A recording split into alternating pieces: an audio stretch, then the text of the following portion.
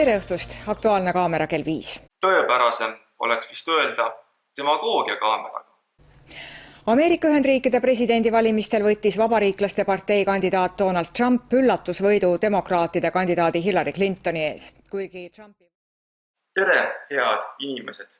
Istun praegu oma töölaua taga ning monteerin teile kokku videot sellest, milline vasakpoolne demagoogia aparaat on meie riiklik meedia. Täpsemini siis ERR. Võtame vaatluse alla 5 Aktuaalse kaamera saadet novembrikuust 2016 ning vaatame, millist alusetut demagoogiat ja laimu seal levitatakse Ameerika presidendi Donald Trumpi kohta, milliseid niinimetatud arvamusliidreid ja professoreid kutsutakse Aktuaalse kaamera ekraanile esinema ning mismoodi soositakse multikulturalismi, täpsemini sundmigratsiooni. Püsige laine. Tema hiilgeajad ettevõtjana jäävad 1980. aastatesse. Lapsepõlves sai Donald Trump hakkama igasugu lollustega, mistõttu tema isa otsustas poisi sõjakooli panna, et see nooruki käitumist parandaks ning üldse ta pilvedest tagasi maa peale tooks. Sõjakooli käis Trump edukalt lõpuni, koolikaaslased meenutavad teda kui suhteliselt jõhkrat tegelast. Aktuaalne kaamera juhtis teie tähelepanu siis sellele, et Trump sai lapsepõlves hakkama igasuguste lollustega. Huvitav, milleks see märkus vajalik oli. Ma usun, et meil on olnud ajaloost päris palju presidente, kelle kohta niimoodi öelda võiks. Aga mis veel parem, siis Trumpi sõjaväeakadeemia kaaslased on ta meenutanud, et tegemist on jõhkra tüübiga. No see on juba demagoogia meistriklass, huvitav, mida see tähendama peaks ning kus on selle kohta tunnistada. Ja läheme otsepildis nüüd Tartusse, kus on Tartu Ülikooli võrdleva poliitika professor Vello Pettai. Tere õhtust, mis siis oli ikkagi see, mis viis Donald Trumpi võiduni? Donald Trump ütles oma võidukõnes, et tema võitleb mahajäänute, unustatute eest ja ma arvan, et need olid paljuski need, kes tulid tema nimel või tema eest välja eile ja iseäranis nii-öelda valimisdemograafiliselt maapiirkondades, et nendes võtmeosariikides, kus tal oli vaja hoida neid vabariiklaste kantse, neid piirkondi, ta võitis need ja veel ülekaalukalt nõnda, et tulid uued just tema valijad lisaks, ütleme, 4 aasta taguse Mitt Romney valijatele välja ja nõnda ta siis suutis nendes olulistes osariikides edumaad saavutada Hillary Clinton vastu, kes siis teadupäraselt linnades enamasti võidutses. Nii et kui need olulised osariigid olid käes, siis oligi tal need valijameeste hääled ka koos ja nõnda me nüüd siin istume. Ja ma arvan, et veel üks oluline asi on see, mis oli ka reportaažis, et valimisaktiivsus näib madal ja madalam olevat olnud, mis võib tähendada just nimelt, et mõned Clintoni valijad ikkagi välja ei tulnud ja loomulikult siis, kui sul on kaudselt, ütleme, 10 inimest, kes võiksid tulla valima, 4 tulevad kirglikult Trumpi poolt hääletama, 3 tulevad Clintoni poolt ja 3 otsustavad koju jääda, siis on tulemust teada. Nägite nüüd siis, kuidas riigiteaduste professor põhjendas Trumpi võitu sellega, et valimisaktiivsus oli madal, et Clintoni valijad lihtsalt ei tulnud valima. Nüüd tekiks siis küsimus, et aga kui Trumpi nii väga pealt ja keegi teda ei tahtnud, siis miks need Clintoni valijad valima ei tulnud on ju. Ehk siis professor esitas praegu kaamerasse ilmselge jaburduse. Selgus ju ka see, et Trumpi taga olid valijad, keda arvamusküsitlused ei olnud registreerinud. See näitab, et arvamusküsitlused ei ole usaldusväärsed, need ei päde. Rõõm näha, et ka ERR-i toimetaja lõpuks ometi avastuse tegi, et arvamusküsitlused tõepoolest ei päde ja miks nad ei päde, see on ju ammu selge, sest nad on kinni makstud ning ostetud selle poolt, kes nad tellib. Ning sellest teeb Aktuaalne kaamera ka ise varsti ülevaate, kui palju maksis Clintoni kampaania, kui palju maksis Trumpi oma ning Clinton kulutas arvamusuuringute ostmise peale 4 korda rohkem raha kui Trump. Seega on ju selge, et need ei päde. Aga vaatame siis, kuidas professor seda asja kommenteerib. No siin võib kindlasti olla valimiga probleeme ja kuidas sa need inimesed kätte saad, kui need on ka maapiirkonnad ja muud sellised asjaolud. Aga me teame ka, et selliste keeruliste valimiste puhul või enneolematute valimiste puhul, kus kandidaadid on võib-olla üsnagi kontroversiaalsed, siis paljud inimesed ei tahagi lihtsalt võib-olla oma südame järgi siis seda vastust anda või väldivad või ütlevad, et nad ei tea ja siis ongi seal valimiste päeval üllatus, aga ma siiski hoiaksin need kahte asja lahus. Et küsitlused on üks asi ja valimiste päev on teine asi, küsitlused midagi näitavad, aga lõplikult ei ennusta, täpselt nii nagu ilmselt mõne minuti pärast ilmaennustaja ka ei suuda võib-olla täpselt homset ilma teile ennustada. No ei vaja vist lähemat kommenteerimist, et kaamerasse esitati jälle täielik jama. No üks kiire lõpuküsimus. Me saime näha, et selline räige populism ja lausvaletamine, mida Trump meisterlikult valdab, viibki võiduni. Et kui nüüd selles valguses vaadata, siis mis ootab ees Prantsusmaa presidendi ja parlamendi ning Saksamaa üldvalimistel uuel aastal? Siinkohal näitab ERR-i uudisteankur Kadri Hindrikus juba varjamatult, kes ta on ning keda ta teenib. Ta süüdistab Trumpi räiges populismis ning valetamises. Loomulikult esitamata mitte ühtegi argumenti, milles see populism ja valetamine siis seisneb. Aga millal on demagoogia aparaat enne oma väiteid põhjendanud? Trumpist ja tema poliitikast räägime selle videoklipi lõpus natukene pikemalt, aga lühidalt olgu siinkohal juba öeldud, et Trump on ainukene president üle pika aja, kes faktidega oma poliitikat põhjendada suutis ning kes suutis mitte populistlikul teel siis esile tuua, mis on poliitikas valesti läinud ning pakkuda lahendusi, kuidas seda siis parandada saaks. Jah, need on kohe järgmised murelapsed ja murepunktid ja ma arvan, et siin Prantsusmaa on suuremas hädaohus, sellepärast et Marine Le Pen on kaugelt kõikidest ees ja siin on vaja väga selgelt kuidagi koonduda, et tema vastu seista. Saksamaal on kõige suurem oht siis nii-öelda alternatiiv Saksamaale, kes siis võib kohti saada ja kindlasti saabki kohti, aga kas nii määravalt, et hakkab sealt valitsus juhtima, see on juba teine asi, kuna tegemist on parlamentaarse süsteemiga. Nii et need on kõik need kohad, kus need jõud saavad kindlasti innustust Trumpi võidust ja neid on õige mitu veel üle maailma. Vasak demagoogilise professori jalg ja lõug värisevad juba päris korralikult. Huvitav, millest see tingitud on? Miks ta nii meeleheitlikult võitleb nende nii nimetatud parempopulistide vastu?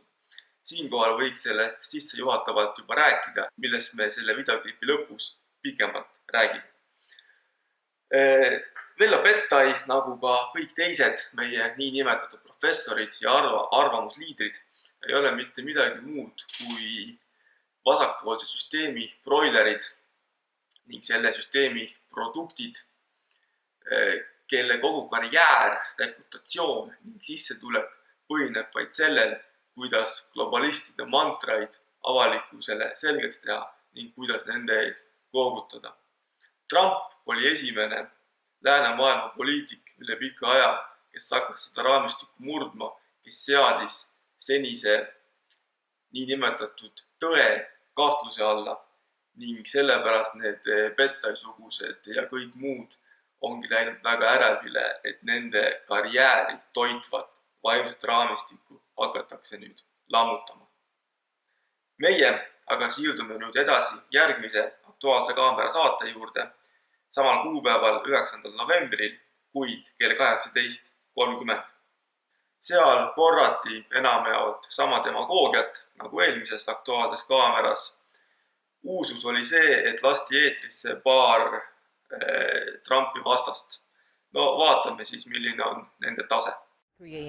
Mõni demokraat lubas kolida välismaale ning tundis oma riigi ees niivõrd suurt piinlikkust, et ei tahtnud öelda oma nime ega näidata nägu. I don't want anyone to know my name if he's the president. I just want to disappear. America's not going to be the same. People are not going to take us seriously. It's just people are not going to take us serious. No one. See on väga muljetavaldav ning palju õnne, Aktuaalne kaamera. Ja nüüd siirdume edasi järgmise Aktuaalse kaamera juurde, endiselt 9. november, kuid seda korda õhtused 9. uudised, milles väga suur osa eetriaega pühendati Trumpi vastasele demagoogiale. Seda juba saate algusest, mil tehti teatavaks, et Washingtonis, mis pidavat olema peamiselt demokraatlik kants, valitsevad nüüd negatiivsed meeleolud ja loomulikult lastakse jälle eetrisse mitmeid vasakpoolseid ameeriklasi, kes siis Trumpi maha teevad loomulikult ilma ühegi adekvaatse argumendita. Peamiselt demokraatlikus pealinnas Washingtonis oli hommikune meeleolu must ning enamik inimesi ei suutnud uskuda, et Donald Trump valiti Ameerika Ühendriikide presidendiks. All our allies are turning their backs on us now. Now you want to bomb Syria? What sense does that make? Taxes going to go up, but you don't even pay your taxes. It doesn't make any sense. He's a rapist, racist. He just a... See, mida te praegu nägite ja kuulsite, ei olnud mitte enam lihtsalt demagoogia, vaid vale kriminaalsüüdistuse esitamine ja edastamine läbi eetri. Praegu öeldi alusetult Trumpi kohta mitte ainult, et ta on rassist, vaid et ta on vägistaja. Vägistamine on teatavasti kriminaalkuritegu, mille kohta peab kohus tõestama, et see on juhtunud, mida Trumpi kohta ilmselgelt ei ole juhtunud ning vale süüdistuse esitamine kellegile on samuti kriminaalkuritegu. Mitte ainult meediaeetika ei luba telekanalitel vale fakte esitada, vaid antud juhul keelab seda ka kriminaalseadustik. Trumpil oleks õigus ERR praegu kohtusse anda, sest võlaõigusseadus näeb ette, et andmete edastajatel on kohustus neid andmeid ka kontrollida, eriti just riiklikul uudiste saatel. Nagu näha, siis meie vasakdemagoogid on nii meeleheitel, et nad ei kohku tagasi, kasutamaks ka kõige alatumaid võtteid. Were you shocked when the results came in? Yes, I was. I passed that almost. Ja meil on stuudios Rahvusvahelise Kaitseuuringute Keskuse juht Jüri Luik, tere õhtust. Hillary Clintonist teadsime ja teame me liigagi palju. Ärimagnaat, kinnisvaraärimees Donald Trump, poliitikuna suhteliselt tundmatu. Kas ärimehe ümbersünd poliitikuks on võimalik? No põhimõtteliselt muidugi on, aga Donald Trumpi eripära on selles, et tal ei ole kunagi olnud ühtegi ametit, mis oleks olnud seotud riigiga. Ei kohalikest omavalitsustest, ei ole ta olnud kuskil riigiametis, tihtipeale USA presidendid on teeninud sõjaväes, Trump ei ole ka seda teinud, nii et ühesõnaga USA presidendi amet on sõna otseses mõttes tema esimene kokkupuude avaliku võimuga, nii et ta peab hakkama piltlikult öeldes õppima ametit USA presidendi toolilt. Nüüd siis kutsuti eetrisse nii nimetatud kaitseuuringute spetsialist, kelle CV ei edasta meile mitte ühtegi kokkupuudet kaitseväega. Vaatamata sellele jätkus talle muidugi jultumust Trumpi kritiseerida selles, et viimasel ei olevat mitte mingisugust kokkupuudet sõjaväega. Kuigi Aktuaalne kaamera enda 3 saates sellel kuupäeval enne, kui Luik eetrisse lasti, tõi esile, et Trump on lõpetanud Ameerikas sõjaväe akadeemia. Mis puudutab asjaolu, et Trump ei ole varasemalt olnud mitte kuskil poliitikas ega riigiametis, siis tegelikult see on hea uudis. Sellepärast, et ei ole olemas mitte midagi hullemat kui elukutseline poliitik. Kui inimene, kes on kogu elu olnud kuskil poliitikas või ainult riigiametis, nii nagu Jüri Luik. Trump on oma elus väga palju saavutanud inimene ning väga palju näinud ärimees. Ta sai teatavasti miljonäriks, 90ndate alguses läks pankrotti ning $800 miljoni võlgadesse. Mõni aasta hiljem oli taaskord multimiljonär. Ehk siis mees teab, mida mees teeb ja mees oskab teha, mees oskab elus läbi. Ja vaat sellised isiksuse tüübid käivad Luige-sugustele elukutselistele riigiametnikele väga närvidele, sest nemad ei suuda enda läheduses kannatada inimesi, kes on enda elus millegi muuga hakkama saanud kui ainult kuskil kellegi ees pugemisega omale karjääri tegemine. Nii nagu seda on teinud valdav enamus teisi poliitikuid. Luik ja kõik muud nii nimetatud pädevad poliitikud ei ole tegelikult mitte midagi muud kui madalalaubalised pugejad, kes on osanud sokutada ennast kõrgetele riigiametitele ainult sellega, et nad on takka kiitnud kellegi teise poolt loodud mantraid. Antud juhul siis vasakpoolseid mantraid nagu multikulturalism ja vabakaubandus, mis on Ameerika Ühendriikidele väga palju majanduslikku ning julgeolekuga seotud kahju toonud. Kas ta käitub ka kui ärimees? Professor Andres Kasekamp on öelnud, et Trump ei hoia kinni väärtustest ja ta on valmis kauplema mõjusfääridega, näiteks Putiniga. Nüüd siis tsiteeris ERR-i uudiste toimetaja järgmist niinimetatud professorit, kedagi Kasekampu, kes olla öelnud, et Trump ei hoia kinni väärtustest. Väga sisukas ning palju ütlev väide, aga kummaline on, et seda esitatakse ainult Trumpi kohta. Kui me vaatame kõiki poliitikuid, kes meil siin tegutsevad, siis kas keegi neist hoiab väärtustest kinni? Kas Reformierakonna tahatuppa kilekottidega raha vedavad kaabakad hoiavad kinni väärtustest?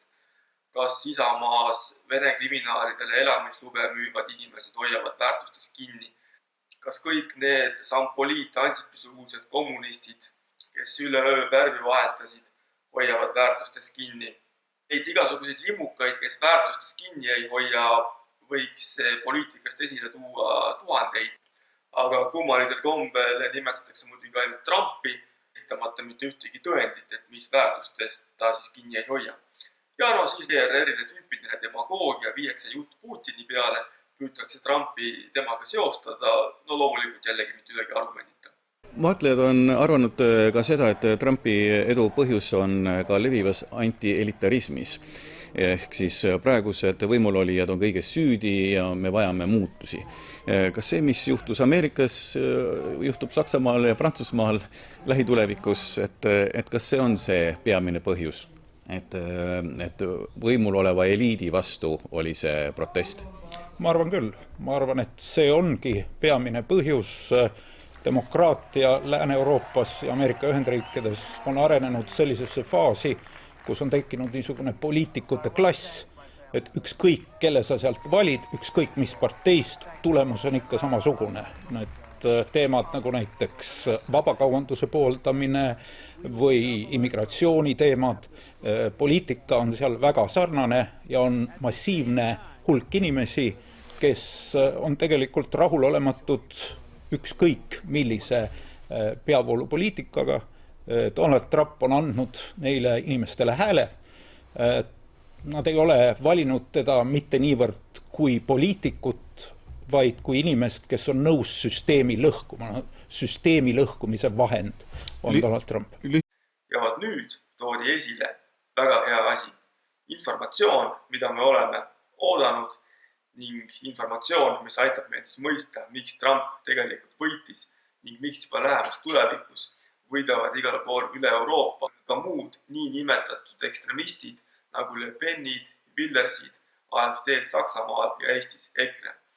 Tõepoolest on viimase 50 aasta jooksul, nii nagu Jüri Luik hästi seletas, välja kujunenud raamistik, kus kõik võimul olevad poliitikud terves läänemaailmas, nii Euroopa Liidus kui Ameerikas, on täpselt ühtemoodi, esindades täpselt samu seisukohti just kõige olulisemates küsimustes nagu vabakaubandus, mis aitab meie tehaseid välja viia Hiinasse, kaotada siin töökohti, kui massiimmigratsioon ning islamiseerumine, mis siis meie ühiskonda ohustab ning kurnab.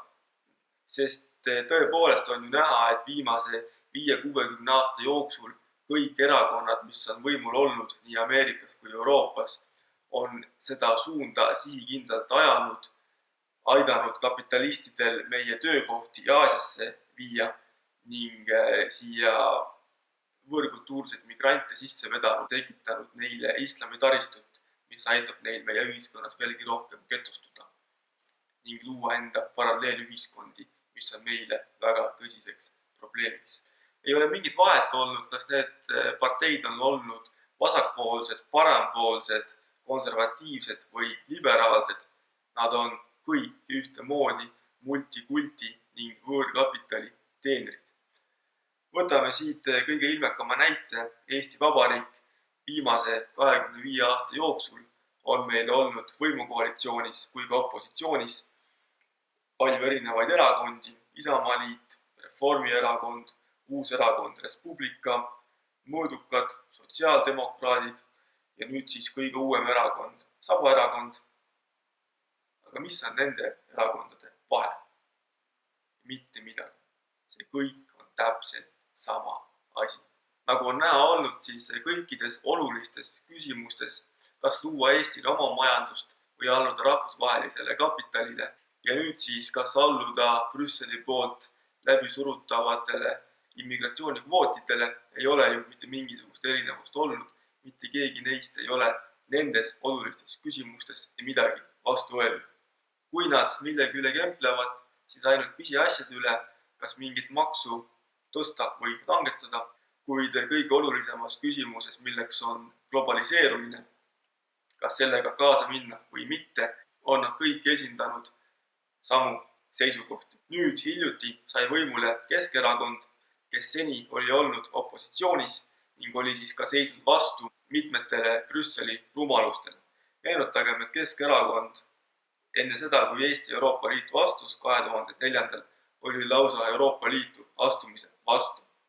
Peale seda on nad üsnagi hästi vastu seisnud nii mõnelegi Brüsseli rumalusele, nagu näiteks 2012. aastal ESM-i läbisurumine, millega meie rahakotist panditi Kreeka liiderdajatele 1,3 miljardit. Kuid pangem nüüd tähele, et peale 2015. aastat, mil Brüsselist alustati Eesti islamiseerumise programmiga, sundkvootidega, on Keskerakond juba täiesti vait olnud. Sinna pole nad mitte midagi vastu öelnud. Nii kui hiljuti meie koduleeger Abdul Turei sotsidest välja astus, jooksis Keskerakonna eesseisust tema kintsu kaapima, teda enda ridadesse meelitama, mille tarbeks talle tehti ka linnavalitsusse fiktiivne töökoht, mis meile muidu maksumaksjale on päris kallis. Nüüd, kui Keskerakond võimul on, ei erista teda ka sellest globaliste teenivast koolkonnast enam midagi. Eesti poliitika näitel me võime väga hästi näha, kuidas ongi kõik erakonnad täpselt ühtemoodi. Nii need, kes on koalitsioonis, kui ka need, kes on opositsioonis, muutuvad kohe samasugusteks, kui nad saavad koalitsiooni. Ja seega on ilmselge, et meie ühiskonnas on juba tekkinud päris palju inimesi, kes ei poolda sellise raamistiku jätkamist, kus võimu juurde saavad ainult, võiks öelda oma rahva reeturid, kes tahavad oma rahva varandust laiali tassida mööda maailma ning soodustada subkultuurse, multikultuurse ühiskonna teket, alludes sundkvootidele ning aidates kaasa islamiseerumisele. Mis on ka põhjus, miks Eestis on viimastel aegadel toimunud tugev EKRE populaarsuse kasv, mis ka jätkab kasvamist. Ja nagu me nägime Trumpi näite puhul, siis need arvamusuuringud, mis kinnitavad, et nii nimetatud ekstremistide populaarsus on väike, on vasakdemagoogide poolt kinni makstud. Seega on ju ka selge, et need ei päde, neid ei saa võtta tõsiselt. Parempoolsete populaarsus üle kogu Euroopa on oluliselt suurem kui vasakdemagoogilised arvamusuuringud seda praegu kajastavad. Nii nagu Trump Ameerikas võitis, võidavad kui üle Euroopa parempoolsed juba lähemas tulevikus. Ja nagu eelnevalt juba korduvalt öeldud, siis see ongi see asi, millega meie vasakpoolsed professorid ning riigiametnikud, keda terve meie aparaat on täis, ei saa mitte mingil kombel leppida, sest siis seatakse kahtluse alla ju kogu see vaimne raamistik, millele apelleerides nad on kogu oma karjääri üles ehitanud. Nende karjäär kõikidel meie professoritel ja riigiametnikel põhineb ju ainult multikultuursete mantrate ees koogutamises ning globaliseerumise soosimises. Kui nüüd Ameerika president tegi äkki teatavaks, et kõik see on ju vale ning oma rahvale kahjulik, hakkasid need vasakpoolsed demagoogid oma naha pärast korralikult kartma. Ja selleks on ka põhjust, sest kogu Euroopas saavad nad järgmised paari aasta jooksul olema prügikasti materjal. Meediaväljaanded imestavad, miks Donald Trumpi ülekaal ei väljendunud arvamusküsitlustes. Põhjus võib olla selles, et paljud tema toetajad ei tahtnud oma valikut küsitlejatele tunnistada. Donald Trump oli üllatus. Ta pole olnud kõrgetes riigiametites ega sõjaväes. Tema märkused naiste ja latiinode aadressil tõid talle ikkagi palju naiste ja latiinode hääli. 43% of women in the United States voted for Donald Trump yesterday. That's amazing when you have a candidate who is the first female potential president.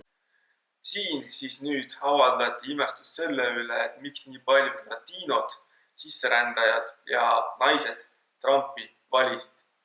No, mis puudutab latiinosid, siis on ju pilt selge, et kõik need latiinod, kes juba on Ameerika territooriumil, on huvitatud sellest, et rohkem neid juurde ei tuleks, sest see on ju neile konkurents tööjõuturul.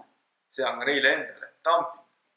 Mis puudutab seda, et nii palju naisi Trumpi poolt hääletas, siis ma ise leian, et see on päris normaalne, kelle poolt nad siis veel pidid hääletama. Esiteks, keda vägistatakse migrantide poolt kõige rohkem. Seega on ju ka selge, et päris suur hulk naisi peabki pooldama seda meest, kes neid kaitseb. Teiseks, Trump on ju edukas mees, mis ka kindlasti naistel sümpatiseerib. Ja kolmandaks ei ole ju ühtegi põhjust, miks see president peaks olema ilmtingimata naine. Ameerika naistel on õnneks piisavalt hoidu peas, et nad ei vali presidenti ainult soo järgi. Nad ei ole vaevatud sellest vasak radikaalsest ajupesust, mis seda feminismi nii palju soosib, sest see on tegelikult irratsionaalne ideoloogia, millega riigi juhtimisel midagi peale pole hakata. Ükski küsitlus seda ei näidanud. Arvamusuurijad mängivad olulist rolli valimiste eel ega tohiks nii mööda panna. Võib-olla paljud ei tahtnud küsitlejatele avameelselt vastata. They didn't want necessarily to say, yes, I'm a Trump voter. Because of the social baggage that would... Me kõik tahame öelda, et me kaalume natukene vähem, tarbime alkoholi natukene vähem, oleme rohkem keskkonnateadlikumad, et see on selline väga loomulik ja inimlik konstruktsioon. Arvamusuuringu firma Emor ekspert Aivar Voog ütleb, et küsitletute hulk oli samuti liiga väike. Uuringufirmade valimid olid ka suhteliselt väiksed, et siin nurisetakse, et Eestis küsitletakse ainult 1000, ei peeta piisavaks. Aga USA's tehti ka ju need valimiseelsed küsitlused olid 1000 kuni valimisuurusega 1000 kuni 3000. Scott Abel ütleb, et ameeriklased näitasid oma pettumust senise poliitika suhtes. Tähtsad valimised on tulemas Euroopas, näiteks Saksamaal. Ka seal võib juhtuda sama. Ja see ei pruugi väljenduda arvamusküsitlustes. Siin siis nägite nüüd järgmist läbikukkunud katset õigustada korrumpeerunud arvamusküsitlusi meenutuseks, et sama asja me juba nägime ka eelmises aktuaalses kaameras, kus veeti kaamera ette niinimetatud autoriteete, kes siis selle õigustamisega tegelesid ning nüüdses aktuaalses kaameras siis jätkati sama asjaga. Aga nüüd me siirdume siis oma demagoogialainele edasi Brüsselisse, kus jällegi veetakse kaamera ette siis järgmisi autoriteete, kes meile olukorda õigustavad, põhjendavad ja seletavad. Ja Brüsselis on korrespondent Johannes Tralla. Johannes, no millised on reageeringud Euroopa riigijuhtidelt, analüütikutelt? No Euroopa ärkas täna väga vastuoluliste tunnetega ja liidrid püüdsid valida õigeid sõnu, kuidas mõnegi jaoks ebamugavas olukorras diplomaatilisi tavasid siiski austada ja säilitada. Brüsseli institutsioonide juhid Donald Tusk ja Jean-Claude Juncker saatsid Trumpile õnnitluse, milles rõhutasid, et USA ja Euroopa Liit suudavad vaid ühiselt alistada väljakutsed nagu terrorism, Ukraina suveräänsuse ohustamine, kliimamuutused ja migratsioon. Need on väljakutsed, millest mitme osas on Trump öelnud otse, et ta muudab kurssi või tekitanud hulga küsimusi, nagu näiteks suhetes Venemaaga. Prantsusmaa president François Hollande ütles, et Trumpi võiduga algab ebakindluse periood. Saksamaa kantsler Angela Merkel rõhutas, et soovib teha USA uue presidendiga lähedast koostööd, aga siiski väärtustel, millest Saksamaa on siiani ühemõtteliselt aru saanud ja mida soosinud, aga oli ka loomulikult neid, kes täna hommikul ärkasid ja rõõmustasid, nagu mitmed Euroopa populistlikud poliitikud, analüütikud, kellega ma täna rääkisin, leiavadki, et Trumpi võit annab hoogu Euroopa populistidele. Meeleheitel demagoogia, kus siis kõiki alternatiivse poliitika esindajaid nimetatakse julmalt populistideks. The type of lies which have been peddled in the campaign. Et Trump olla siis palju valetanud, sooviks mõnda näidet mõnest tema valest, mida keegi pole veel suutnud esitada. Ja miks mitte kunagi ei mainita neid vasakpoolseid valesid, mida meie multikultuursust ning tööstuse väljavoolu soosinud poliitikud on viimase 50 aasta jooksul massiliselt meile läbi meedia ajanud, mis meie elatustaset on langetanud. Type of post-truth politics, which seem to not dissuade voters, but rather spur them to shake up a political system which has served their interest actually quite well over the years. Et praegune poliitiline süsteem olla siis rahva huve suhteliselt hästi teeninud. Kui me vaatame majanduse numbreid, siis võib sealt küll midagi muud välja näha. Riikide võlad sööstavad raketina taevasse ning Ameerikast ja ka Euroopast muidugi on viimaste aastakümnete jooksul välja veetud kümneid ja sadu tuhandeid töökohti, tehaseid, alates sellest, kui USA sõlmis 1994. aastal vabakaubanduslepped Brasiilia ja Kanadaga, on väga palju tehaseid tänu sellele riigist välja läinud. Alates sellest, kui Hiina astus WTO-sse 2001. aastal, on samuti Ameerikast väga palju töökohti üle ookeani rännanud. Siia lisaks veel massiline kuritegevuse ning sotsiaalse dumpingu kasv massi immigratsiooni näol, tänu millele on samuti ameeriklaste elatustase ja ka eurooplaste oma tunduvalt langenud, siis ei saaks küll väita, et praegune süsteem on rahva huve hästi teeninud. Pigem on tegemist olnud sihikindla poliitikaga, mille eesmärk on oma rahva elatustaset langetada ning Trump oli üle pika aja esimene läänemaailma liider, kes otsustas sellele süsteemile vastu astuda. Seega on ju ka selge, miks ta valimised võitis. Kuid meie vasakpoolne eurodemagoogia aparaat jätkab endiselt enda valede levitamist, et tüürida meie ilus Euroopa karidele. And yes, in the in the French presidential elections, the Italian referendum that Renzi has called for, and other European elections, this may be replicated. Nüüd järgneb tüüpiline hirmutamisel põhinev demagoogia, mis käib selle üle, et Trumpile meeldib sõlmida kokkuleppeid Venemaaga, kaubelda mingite mõjusfääride üle, ümmargune ja sisutu jutt, millel ei ole tegelikult mitte mingit alust. Kõikidele Ameerika presidentidele ja teistele Euroopa liidritele meeldib ju nii-öelda kaubelda Venemaaga. Sellega tegelevad kõik.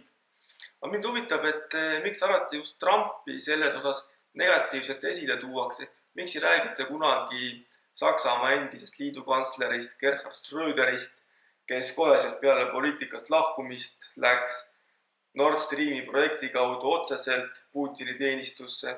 Miks ei räägita sellest, kuidas Saksamaa relvatööstus juba ammust aega ka peale Ukraina invasiooni müüb Venemaa sõjamasinale relvastust suures koguses? Miks ei kritiseerita Prantsuse ametivõime selle üle, et nemad Venemaaga Mistrali tehingut sooritada tahtsid, mis peale väga raskeid läbirääkimisi küll tühistati, kuid me ei tea veel, kas tühistati. Võib-olla lähevad need laevad nüüd läbi uue mahinatsiooni Egiptuse kaudu ikkagi Venemaale. Et selles valguses on igasugused etteheited Trumpile Venemaa kauplemise üle täiesti alusetud. Küll aga võib oodata, et Trump on igasuguste kauplemistega oluliselt tugevam kui ülejäänud läänemaailma liidrid. Võtame näiteks, kuidas ta julges kohe üles võtta suhted Taiwaniga. 3. detsembril ilmus selle kohta just uudis, kuidas ta suhtles otse Taiwani presidendiga. Taiwan, mis on teatavasti Hiina poolt okupeeritud, rahvusvaheline üldsus seda riiki üldiselt ei tunnusta, ei julge tunnustada, sest nad ei taha rikkuda oma suhteid Hiinaga. Seega lääneriikide liidritel üldiselt Taiwaniga otseseid suhteid ei ole, vaid need suhted käivad läbi Hiina. Kui midagi seoses Taiwaniga tahetakse, kontakteerutakse alati Hiina valitsusega, siis näitamaks tunnustust, et Hiina on selle territooriumi peremees. Trump aga julges kontakteeruda otse Taiwani presidendiga, mis annab alust arvata, et ka tema poliitika Venemaa suunal saab olema tunduvalt julgem kui enamikel läänemaailma liidritel. Countries like Estonia, who are on the eastern border of NATO, watched with great concern the remarks made by Mr. Trump during his campaign. Do you think there is a reason for concern? In Estonia, there's a specific reason for concern simply because Trump has, of course, singled out the country as one on the borderlands with Russia with whom he would like, as he has said, to strike a grand bargain on zones of influence in Europe. And the borderlands, not just Ukraine, Georgia, Moldova, but of course also the Baltic states have reason to worry in this respect.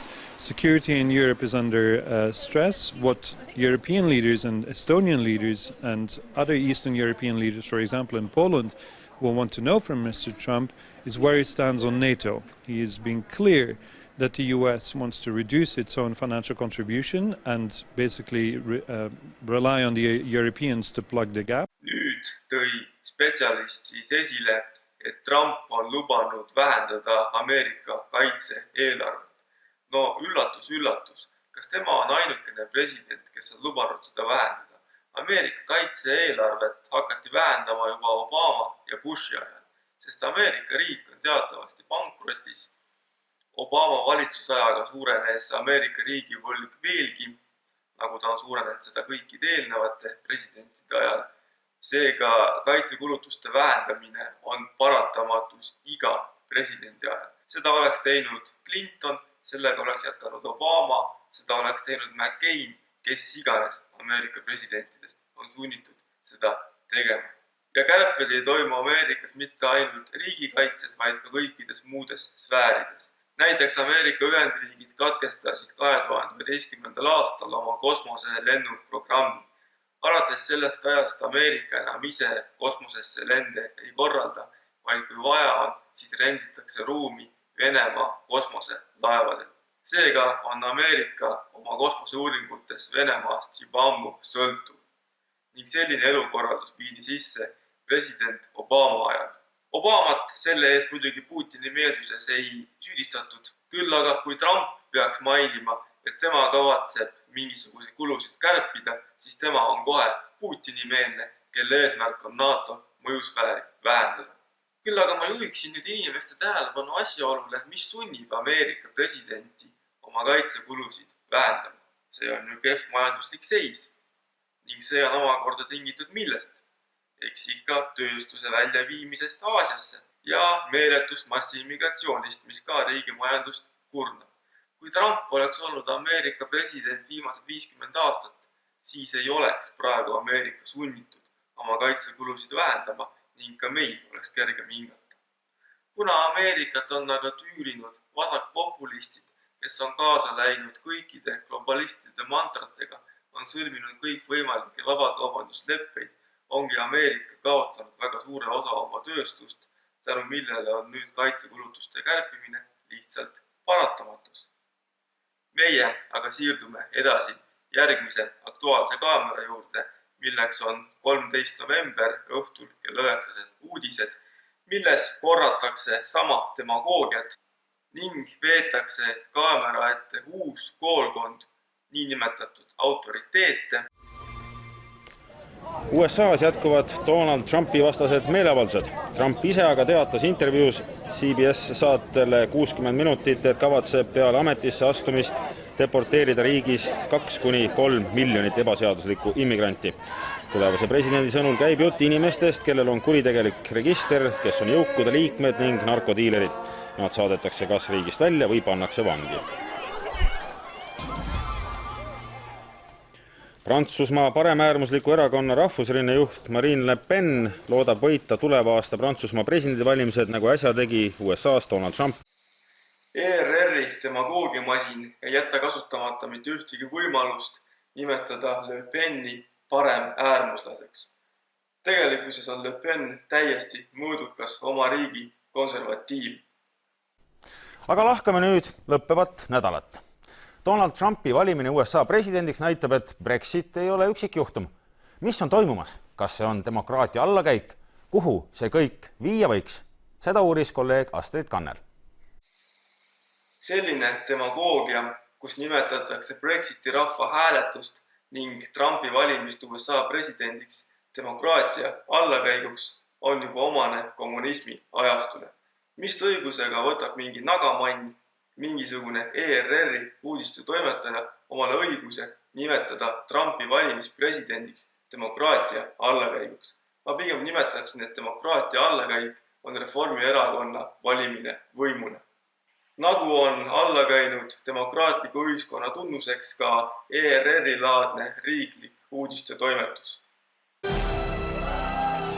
Sotsiaalteadlane ja poliitik Marju Lauristin kirjeldab juhtunud kui vanemapoolse valge mehe protesti uue maailma vastu. See on, võiks öelda ka selle isegi natukene eelmodernse või 20. sajandi alguspoole maailma protest 21. sajandi vastu. Lauristin on optimistlik, uskudes, et tegemist on võib-olla viimase tõsisema tagasilöögi ja väljakutsega demokraatiale. ERR-i toimetus appelleerib taaskord demokraatia fenomenile, üritades jätta muljet, nagu ei oleks Trumpi valimine demokraatlik või oleks tegu mingit liiki vigase demokraatiaga. Sest noorem põlvkond Brexitit ja Trumpi ei toeta. Ja see on võib-olla see viimane niisugune laine.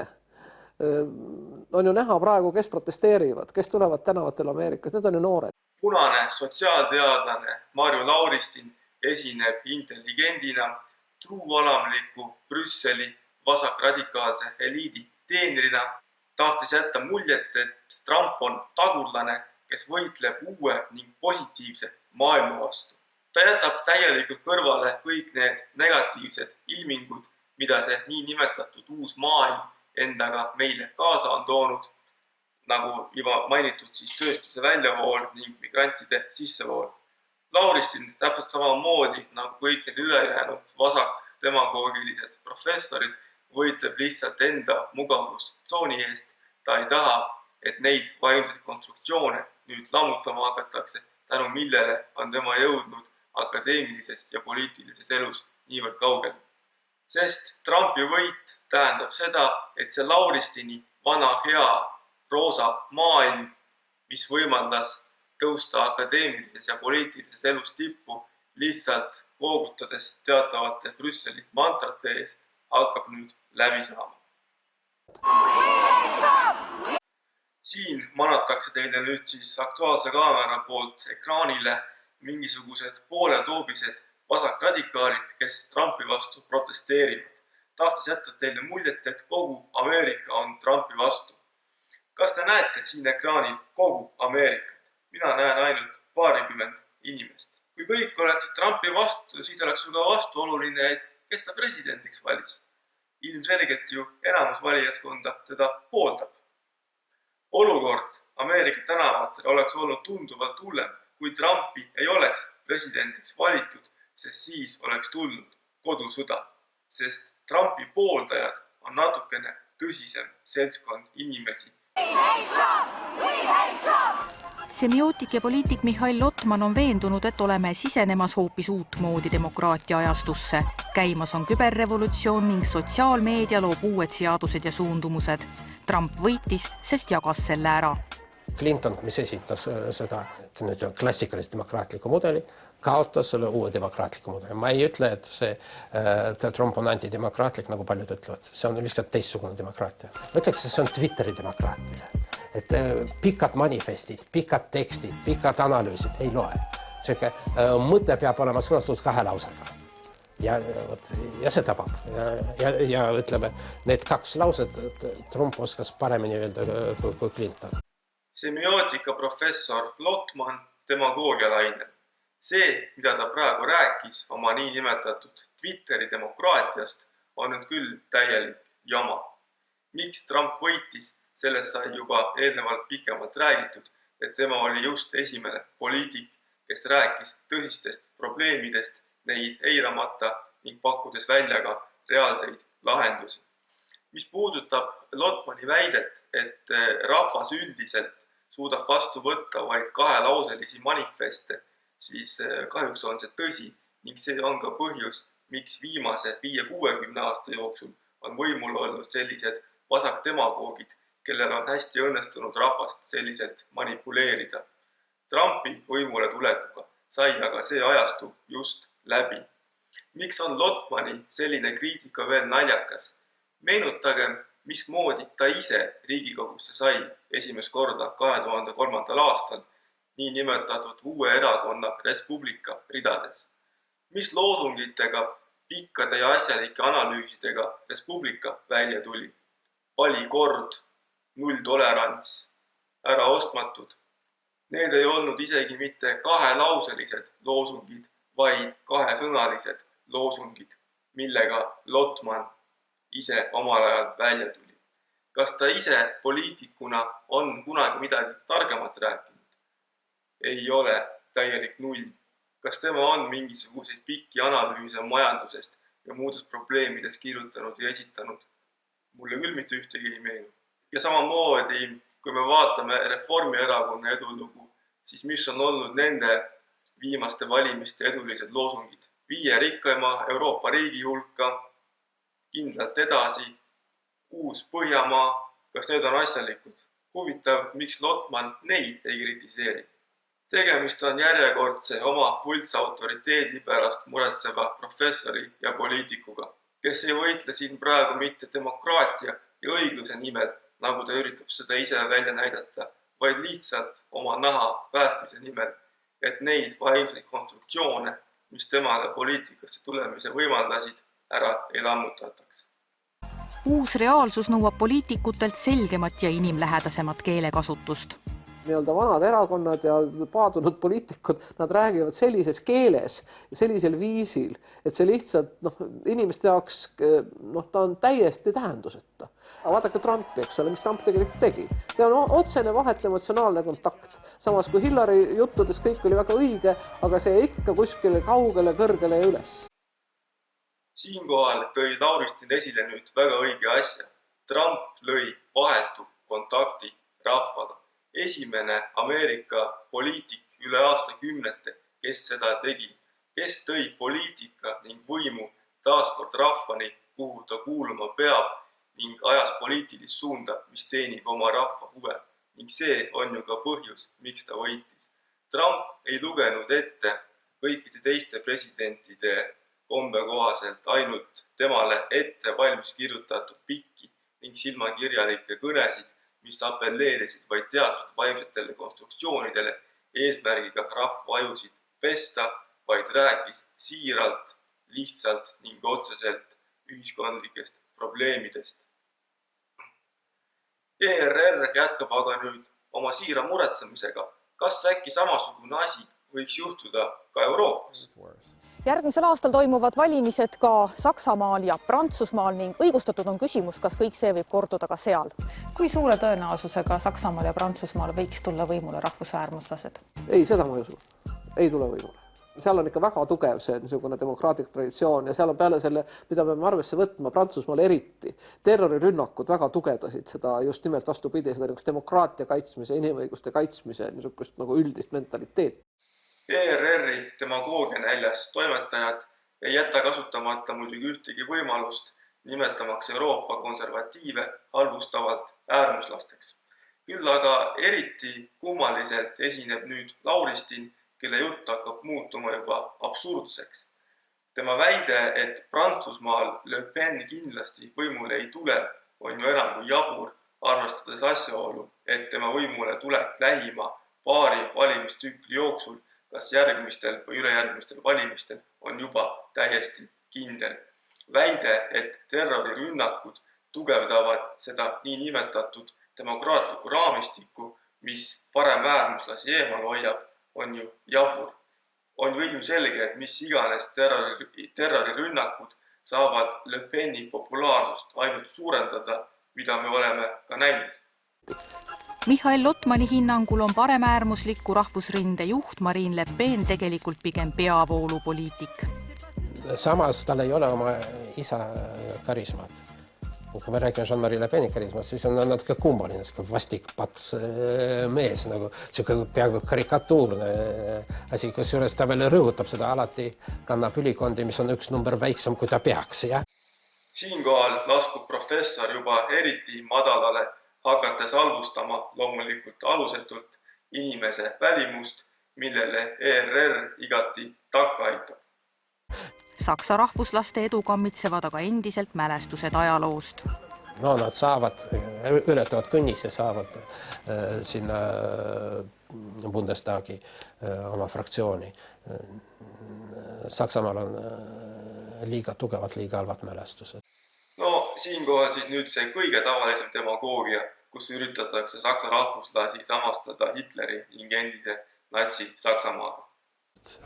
Samas võivad rahvuslased saada siiski nii suure toetuse, et valitsusi nendeta moodustada ei saa. Vaevalt, et nad saavad riigi juhtimis oma kätte, aga loomulikult see on ka demokraatia põhimõte, et nende inimeste, nende rahvarühmade hoiakutega tuleb hakata hoopis tõsisemalt arvestama ja tegelema, ei saa nendest ka lihtsalt niiviisi üle sõita. Ja julgust saavad juurde ka need, kes on küll valinud peavoolu parteisid, ent tegelikult salamisi toetanud äärmuslikke vaateid. Nüüd need saavad kõik hoogu juurde, mis tähendab seda, et ka need nii-öelda poliitilisel maastiku keskkoha kandidaadid peavad hakkama arvestama, et nende valijaskonnas ka tugevnevad sellised sallimatuse ja ka demokraatia vastased meele. Demokraatia on taas kord ohus, issand kui jõudne. Meie aga siirdume edasi sama Aktuaalse kaameraga, kus nüüd antakse põhjalik ülevaade sellest, kui palju maksid Clintoni ja Trumpi valimiskampaaniad. Enne USA presidendivalimiste kampaaniat prognoositi, et see tuleb läbi aegade kalleim. Vaatame, kui suured olid esialgsed summad, mida Trump ja Clinton siis kulutasid. Donald Trump kogus oma kampaania jaoks $286 miljonit. Seda siis annetuste ja iseenda panusena. Seda on pea 2 korda vähem kui Hillary Clintoni kogutud summa, mis on $609 miljonit. Lisame siia ka parteide ja spetsiaalselt kampaaniarahade koondamiseks loodud organisatsioonide raha. Trumpi kulud on esialgsetel andmetel $830 miljonit, Clintonil aga rohkem kui $1,3 miljardit. See on ikkagi absoluutne rekord. Suurema osa sellest kampaaniakuludest moodustasid meediakulud. Clinton kulutas telekampaaniale ühtekokku $237 miljonit. Palju tasuta kajastust saanud Trumpi kulud telereklaamidele olid aga pea poole väiksemad, $126 miljonit. Arvamusuuringuid tellis Clinton $10 miljoni eest, Trump kõigest $2,5 miljoni eest. Kui üks eelmine ERR-i uudiste toimetaja just hiljuti imestas, miks arvamusküsitlused ei päde, siis nüüd andis Aktuaalne kaamera sellele ka ise vastuse, sest Clinton lihtsalt ostis nad ära. Ja suurim vahe oli kampaania meeskonna palgakuludes. Kui Hillary Clinton kulutas meeskonna palkadele $44 miljonit, siis Trump ainult $5 miljonit. Ja põhjus on väga lihtne. Hillary Clinton lihtsalt palkas mitu korda rohkem töötajaid. Kuid nagu sageli ikka on, raha eest päris kõike ikka ei saa. Kuldsed sõnad, tõepoolest raha eest päris kõike ikka ei saa. Või siis vähemasti igavesti ei saa. Kui kõik eelnevad Ameerika presidendi valimised on möödunud selliselt, kus raha eest lõpuks tulemus ikkagi ära ostetakse läbi korrumpeerunud mediokraatia, siis nüüd lõpuks võitsid tõelised väärtused. Meie siirdume aga edasi järgmise Aktuaalse kaamera juurde. 29. novembril õhtul kell 9 uudistes toodi siis Eesti televaatajate ette järgmine kõrgelt hinnatud autoriteet, kes hoiatab meid siis viha ning vihkamise eest, mis meie ühiskonnas pidevalt pead tõstab. Radikaliseerumine võib ühiskonnas süveneda, kui sellele vastata viha külvava poliitikaga. Nii ütles Essexi ülikooli professor Tallinnas toimunud lõimumiskonverentsil. Kui maailmas tulevad võimule viha ja nemad mudelit pooldavad juhid, on tagajärjed katastroofilised, ennustas professor Shamit Sagar. Vaadake nüüd, kuidas demagoogia aparaat toimib korrutamiste baasil. et söövitada ühte tõde inimeste ajukäärude vahele. Kõigepealt ütles teile üks ERR-i uudiste toimetaja, et professor hoiatab teid paremäärmuslaste eest. Siis kordas täpselt sama asja teine ERR-i uudiste toimetaja ning nüüd kohe kordab teile sama asja kolmas toimetaja, peale mida lastakse eetrisse professor ise, kes teile sama asja veel kord kordab. Massiränne on läänemaailmale tuttav mõnikümmend aastat. Sama kaua on lääs proovinud lõimida võõraid ühiskonda.